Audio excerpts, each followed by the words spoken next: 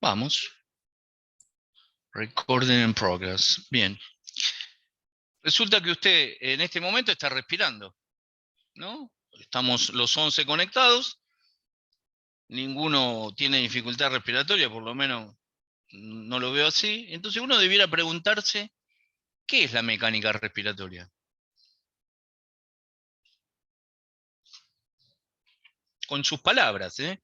Cada uno con sus palabras. Después reforzamos con el libro. ¿Qué definiría usted como mecánica respiratoria?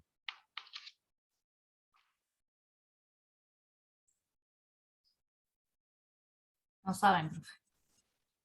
Nadie, lo que salga, lo que salga. Lo que salga, claro, Lo lo primero que que se le salga. venga a la cabeza, ¿qué es? Claro, porque si no es Mecanismo, ¿a qué le lleva la palabra mecánico? mecánica respiratoria, mecanismo Inspiración respiratorio. y Sí, expiración. correcto, exactamente.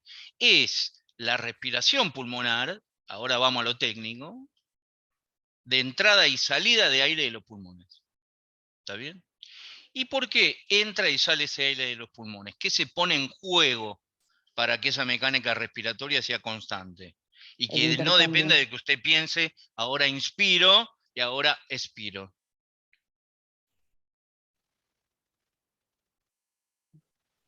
Hablamos sobre el intercambio gaseoso. No, No. antes. Ya nos vamos a meter en ese tema. Usted tiene mecánica respiratoria, correcto, muy bien. Inspira y expira. ¿Y cómo se da esa mecánica respiratoria? ¿A partir de qué? El Del sistema sistema nervioso. nervioso autónomo. No, más fácil. Les Del juro que es más sistema fácil. respiratorio. ¿Cómo? Del sistema respiratorio. Sí, pero es más fácil. ¿Por qué tengo mecánica respiratoria? ¿Por qué puedo inspirar y expirar? Porque Es más tengo un fácil. órgano que se dedica a eso, los pulmones. Esa sería una respuesta. Y rodeando a esos órganos hay una caja torácica. Y esa caja torácica tiene músculos que son inspiradores y expiradores. Era fácil, ¿vieron? Si no hay músculos inspiradores o expiradores, no hay respiración, no hay mecánica respiratoria. Y no hay mecánica respiratoria, entonces obviamente ahí el sistema nervioso central sensa, che, ¿por qué no hay mecánica respiratoria? Porque tiene una enfermedad neurodegenerativa, por ejemplo, que impide que se contraigan y que se relajen los músculos inspiratorios, los músculos expiratorios. La primera cuestión, digamos, en relación a esta cuestión. ¿Saben ustedes cuáles son los músculos inspiradores y los músculos expiradores? El gran músculo que actúa en la inspiración, el primero, el que lo tengo que poner con negrita, con letra negrita y en mayúscula. El diafragma. El diafragma, muy bien. ¿Y qué más? Los intercostales externos. ¿Correcto? ¿Qué más? El esternocleido. No. No. Vamos a tratar de pensarlo. Usted quiso decir esternocleidomastoideo. Entonces, exactamente. Externo, ¿por qué se llama? Porque una parte del Sí. músculo se inserta en el esternón. En el esternón, correcto. Bien, muy bien. ¿Y cleido? Porque otra parte se inserta en la clavícula. Correcto. ¿Y mastoideo?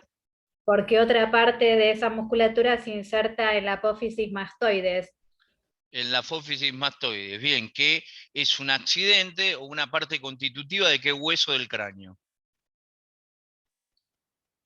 La apófisis mastoide me la palpo detrás del pabellón auricular, ¿sí? Me la palpo detrás del pabellón auricular.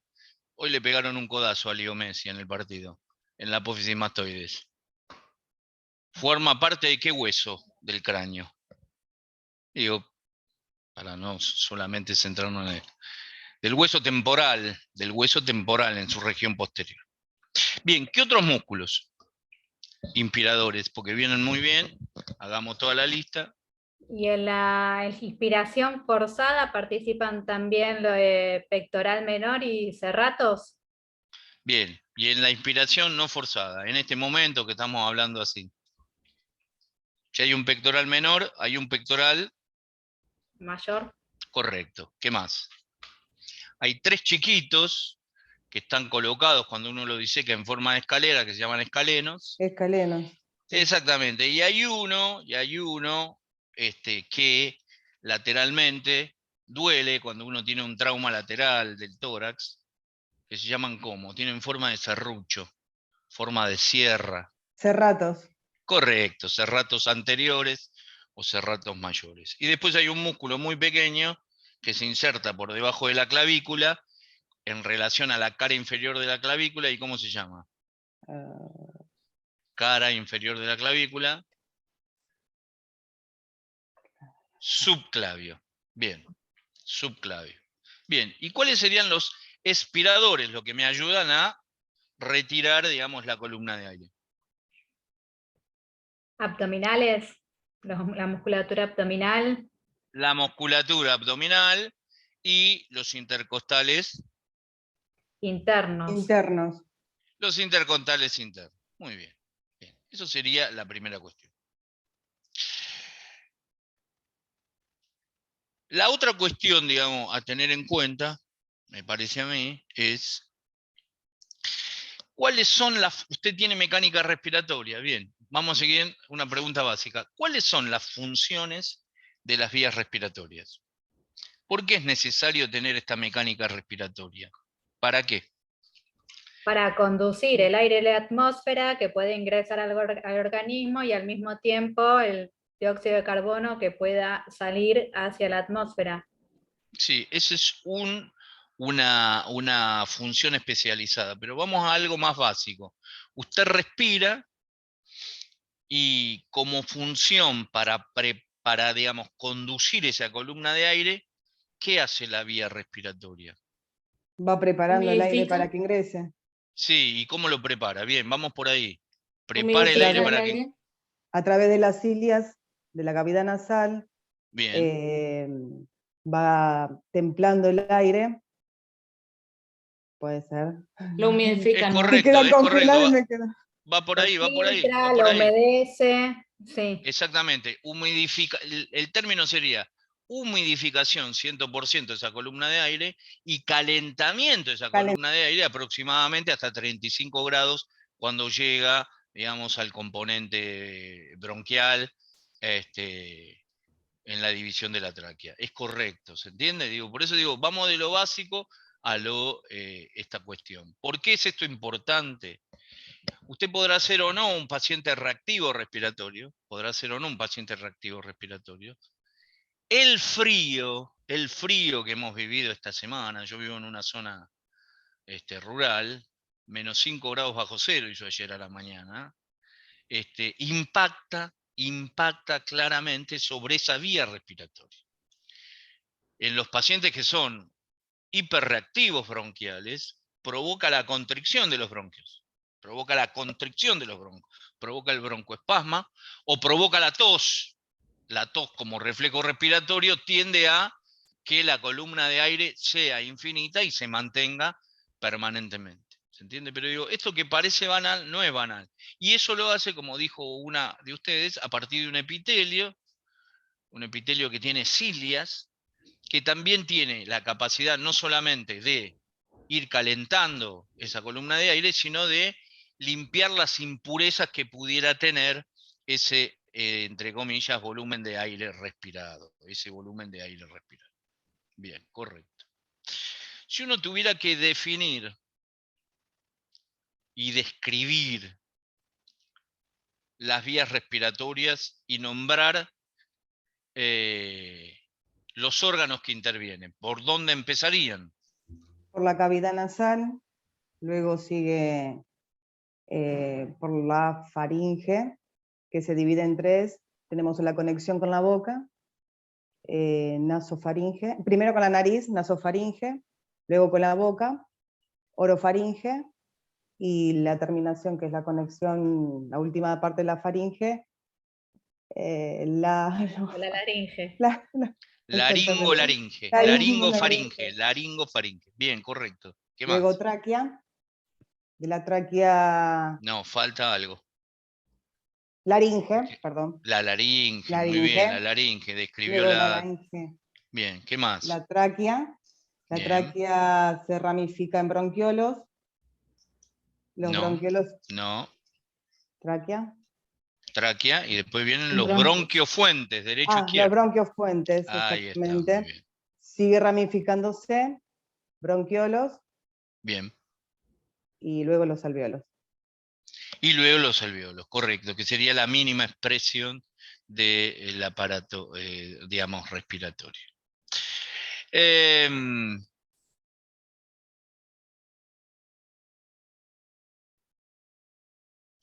Estoy buscando para tenerles...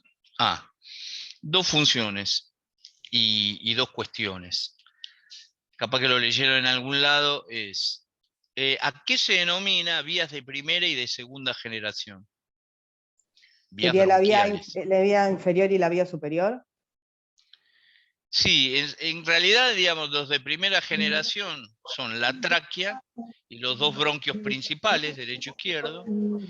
Y lo de segunda generación, usted va a tener una división de aproximadamente 23 veces hasta llegar al saco alveolar. 23 veces hasta llegar al saco alveolar formado por varios alvéolos. Fíjense, digo, esto no hay que confundirse, porque en el libro lo van a leer, en segmentación, no hay que confundirlo con la segmentación broncopulmonar. Eso es un escenario. El otro escenario es de qué manera esa segmentación broncopulmonar va disminuyendo el diámetro de esos bronquios, se van achicando y llegamos a la composición final, que son los sacos alveolares, teniendo en cuenta estas vías de primera y de segunda generación, ¿a qué denomino unidad respiratoria? Supongo que el alvéolo, ¿no sería el alvéolo la unidad respiratoria? No, la unidad respiratoria es, el alvéolo es una parte. ¿Qué más? No confundir con membrana respiratoria. Unidad respiratoria. Esto es bien fisiológico. Veo Sería que la el saco anatomía la tienen alveolar, clara, entonces digo, ¿a qué usted denominaría unidad respiratoria? sería los la parte pulmones. que hace la respiración, o sea, el bronquiolo Los pulmones, claro. respiratorio con el saco alveolar y el alvéolo. Sí, el término técnico sería el bronquiolo respiratorio, el bronquiolo terminal, el conducto alveolar o saco alveolar, el alvéolo y el capilar. ¿Se entiende? Bien, unidad respiratoria.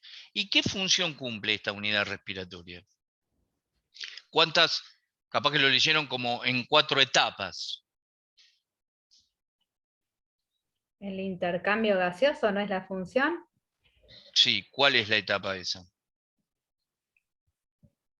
Ahora no recuerdo haber leído etapas, pero Entra el dióxido de El carbono. intercambio gaseoso es un escenario. Muy bien. Después que intercambia usted, ¿qué tiene que hacer con esos gases?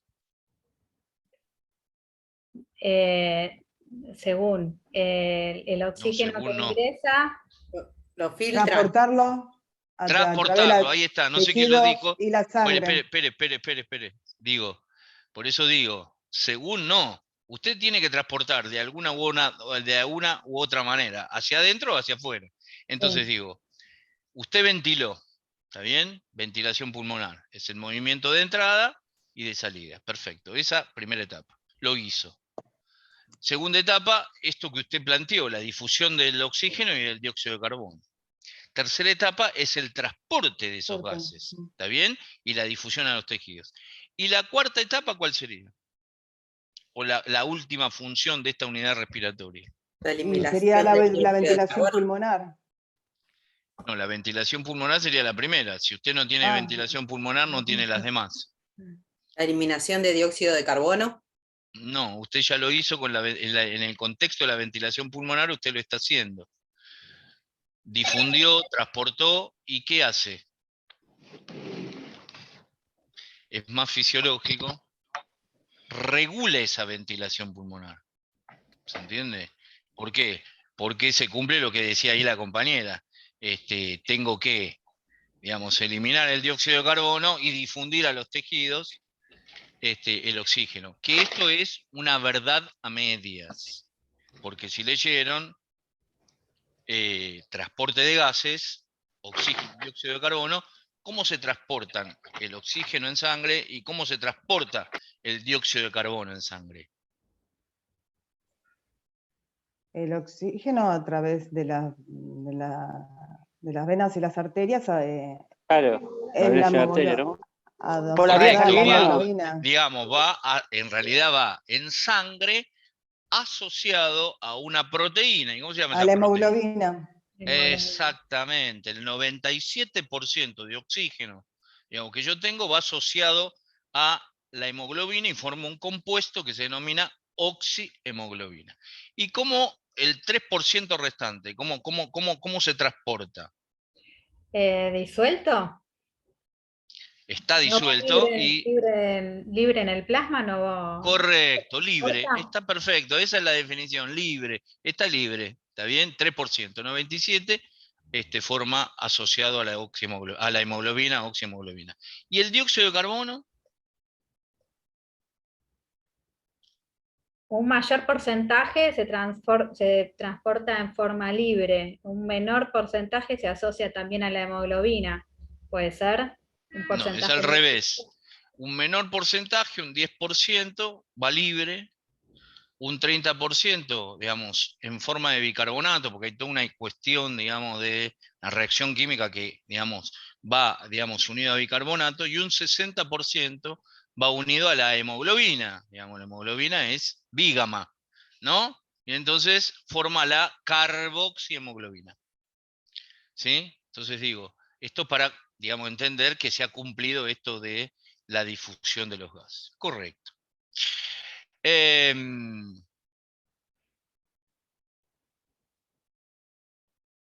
Estoy pensando entonces por ahí lo que me estoy confundiendo es que Sí. se asocia, ahora no me acuerdo bien cómo es que había leído respecto de la hemoglobina, el oxígeno y el dióxido de carbono. Entonces por ahí, Bien. o sea, creo que era menor la asociación entonces entre la hemoglobina y el dióxido de carbono respecto del oxígeno. Sí, exactamente, ¿Puede es ser que algo me más esté confundiendo químico, con es algo eso? más químico que fisiológico, pero el concepto grande que tienen que tener, porque en general uno dice, bueno, sí, expulso dióxido de carbono y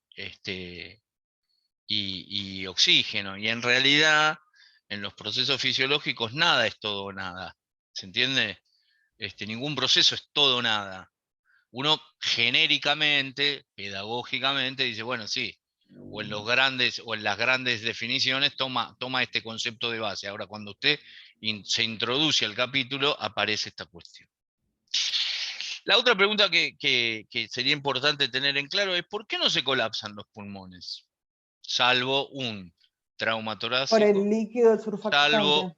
termino con esto, salvo un trauma torácico, un politrauma, salvo una herida punzante, salvo un evento infeccioso que provoque el colapso de ese pulmón, generalmente en forma unilateral, o a pesar de, imagínense, el señor tiene un nódulo pulmonar, ese nódulo pulmonar aumenta de tamaño y le sacan el lóbulo superior derecho. Volvemos a cerrar todo, el señor hace el posoperatorio 7 días en terapia y 15 días en la sala. ¿Y por qué no colapsa ese pulmón? Profe, salimos, volvemos a entrar y mientras que piensen por qué no se colapsa. Pensamos, perfecto, nos vamos a la tanda. Muy bien. Vamos Hasta a la luego. propaganda y volvemos. Muy bien, hasta Salimos luego. y volvemos a entrar. Hasta luego.